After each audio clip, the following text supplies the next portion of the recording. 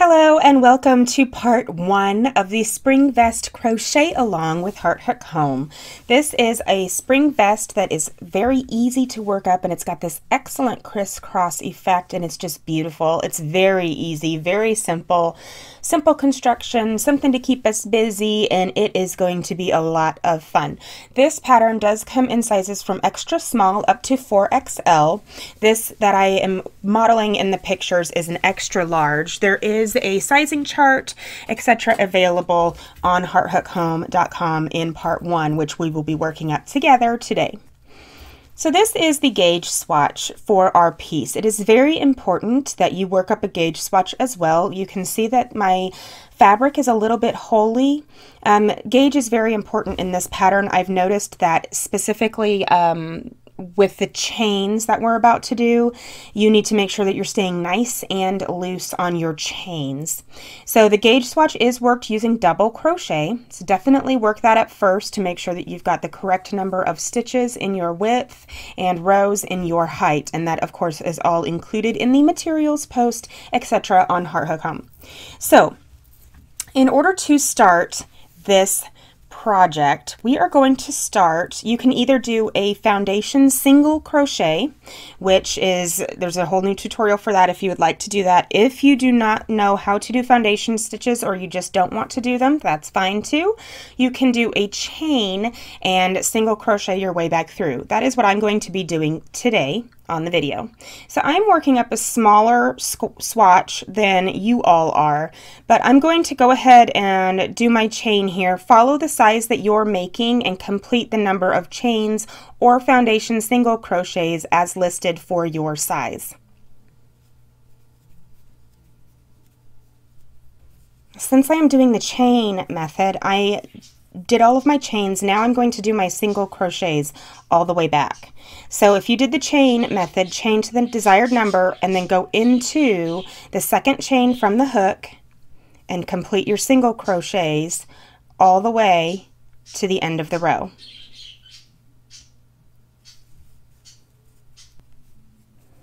So at the end of row 1, you want to count your stitches and make sure that you have the correct number of stitches. And here we are. Here we are at my end of row 1. So you should have a single crochet row of as many stitches as stated for the size of your vest that you're making. So for row 2, this is going to be the most important part of the video in my opinion. So we're going to chain 3, and this chain is going to count as a double crochet. So we've got our chain 3, we're going to turn and look at the back of our work. So now we are going to skip the first 3 stitches. We're going to make a double crochet in the next. So we're going to put a double crochet in the 4th stitch. So here's 1, 2, 3, 4. We're going to go into this stitch right here. Okay? So we've got 1, 2, 3, and then we're going to go into this one where my thumb is. So we're going to do a double crochet right in that 4th stitch.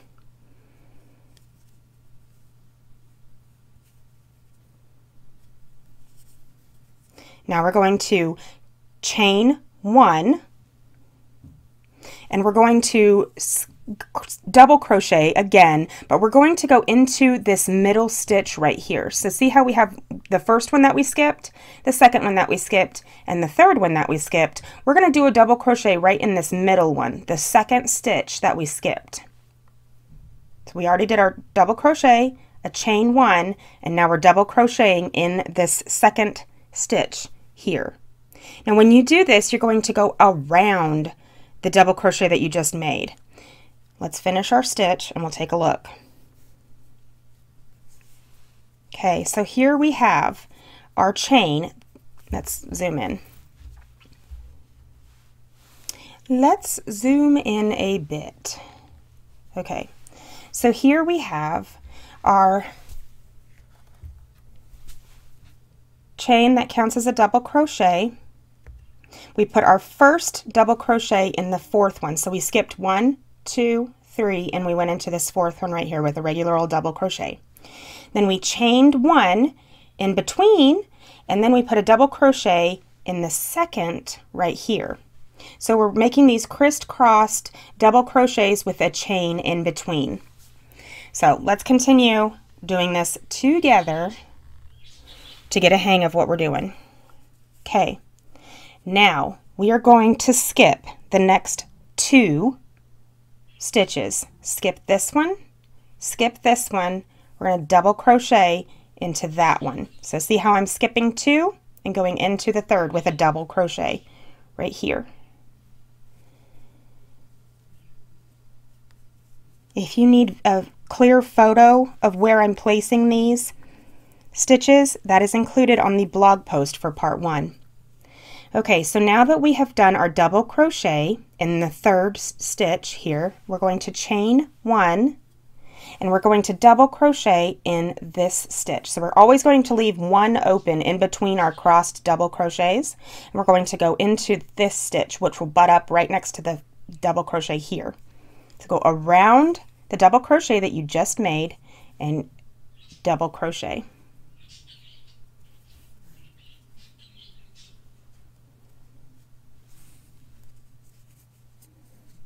Okay, now we are going to skip 2 more stitches. 1, 2, we're going to double crochet in this one right here.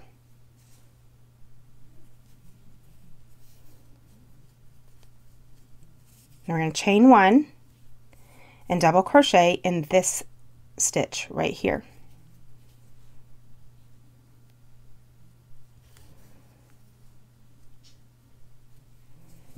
Skip 2 more and double crochet in this 3rd stitch.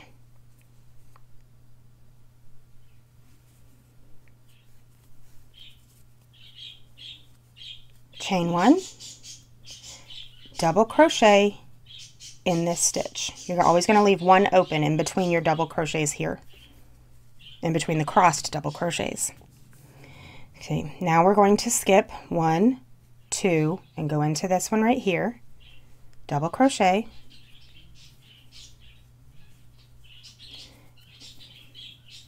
oops, I got a little issue with my yarn. Let me take care of that real quick. Just a little flip.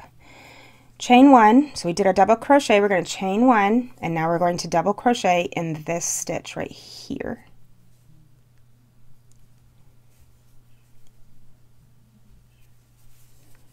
Skip 2, 1, 2, go into the next.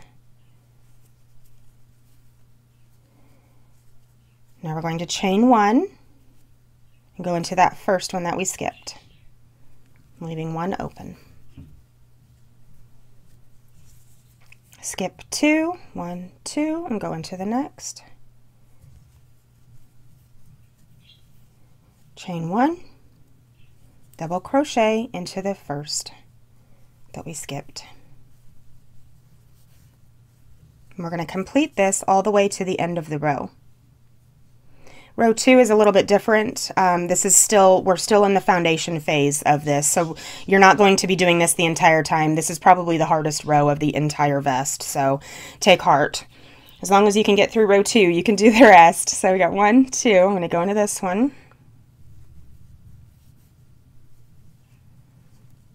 Do a chain, go into the very first one that we skipped. Always go around the double crochet, the first one that you made. Okay, when we get to the end, we should have 4 stitches open. So you're still going to do 1 more crossed in these 3 here, and then we're going to place 1 double crochet in the last. So I'm going to do my last crossed double crochet. I'm going to chain 1 and go into that first one that I missed, around that double crochet, and now we've only got 1 stitch remaining, so you're just going to place 1 double crochet in that last stitch, and that is the last stitch of row 2. Now if you want to stop, you can go ahead and count all of your stitches to make sure that your stitches are correct. You should be, as long as you end with 1 double crochet at the end, everything should be fine and you shouldn't need to, but if you'd like to stop and count your stitches, that is always a positive. So now for row 3, now we're going to actually start the actual pattern of the pattern, right? So we're going to chain 4 to start row 3. There's chain 4. This counts as a double crochet and a chain 1. So now we're going to turn.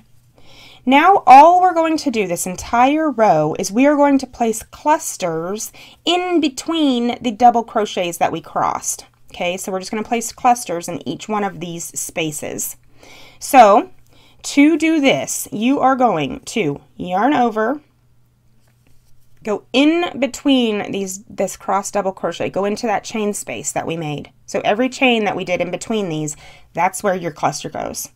So pull up a loop, yarn over and pull through 2, yarn over, pull up another loop in the same spot that we were just in, yarn over, pull through 2, yarn over, go into that same spot, yarn over, pull through 2. When you're finished with this, you should have 4 loops on your hook, and that's how you know that you've completed your cluster, or you've gotten enough loops for your cluster. Yarn over, pull through all of them, and that's your cluster made. Now, chain 2, and we're going to do a cluster in the next crossed double crochet into this next chain space right here. So we've got our chain 2, yarn over, go into the designated space in between those double crochets, pull up a loop, yarn over, pull through 2. Yarn over, go back into that same spot, pull up a loop, yarn over, and pull through 2. Do that one more time. Yarn over, pull through 2. And now that we've got 4 loops on our hook, we know that we have completed our cluster loops. Yarn over and pull through all of them. And now chain 2. When you're doing these chains here, what I've noticed is that the chains need to be somewhat loose, because the tendency is if the chains are too tight, your vest is going to start shrinking in on you. So very consciously make sure that you are making these chains loose. Stay loose on your chains, okay? So now we're going to find the next crossed double crochet, and we're going to go right into that chain space right in the middle. So let's do a cluster. Yarn over, insert, pull up, yarn over, go through 2. We're going to do this 3 times total until we have 4 loops remaining on our hook. Now we're going to yarn over and pull through all of them. Loosely chain 2. We're going to do our next cluster right in the middle of that next crossed double crochet.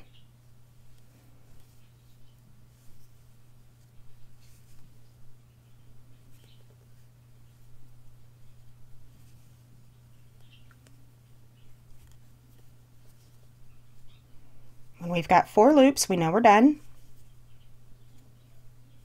So now we're going to chain 2,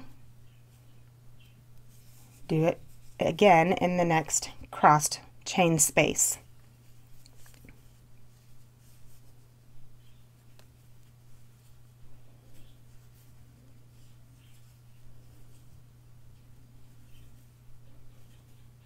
Loosely chain 2.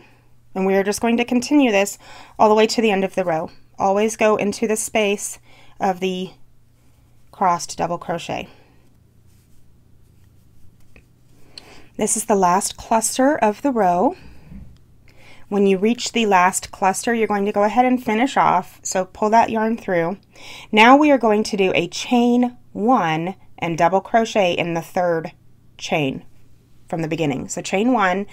Now get ready to double crochet. You're going to find the 1, 2, 3rd chain, and you're just going to go into the top of that 3rd, because that's your beginning chain from the last row. So you're going to go into the top of that 3rd chain and make a double crochet.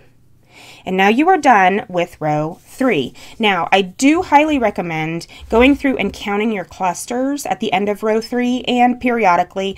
The odd numbered rows are always going to be your right side. So this is the pretty side. This is the back side, okay? So your odd numbered rows are always going to be the pretty side, and that's the right side as we work along. So definitely count your clusters at the end of this row.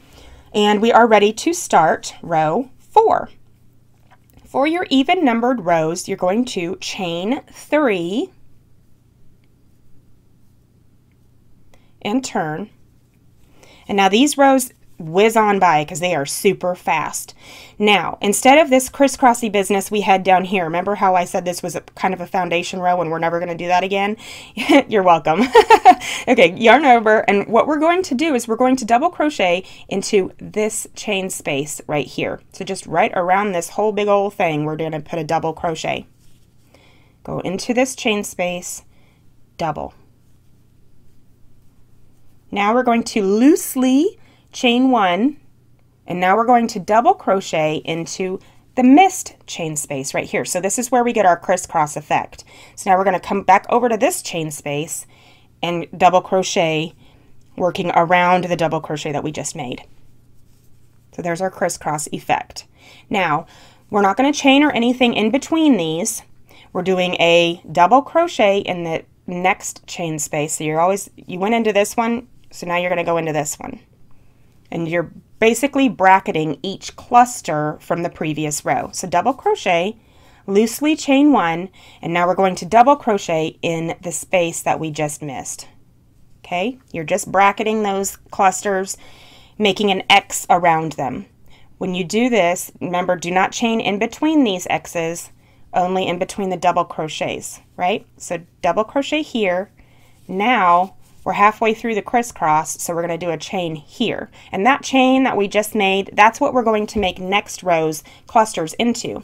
So when you make these chains in between your DCs, in your double crochets, your next row's clusters are going to go right into those holes, okay? When we make our way back. So I've done my chain 1, now I'm going to go into this one here. I'm going to complete this all the way to the end of the row.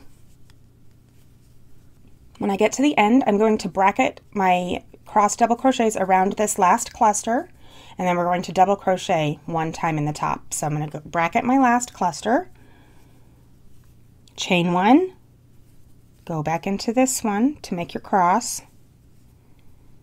Now we're going to do a double crochet in the third. So 1, 2, 3.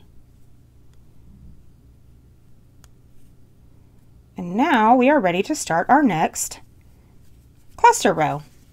So here we have all of our crosses going around those clusters. See how they're bracketing them?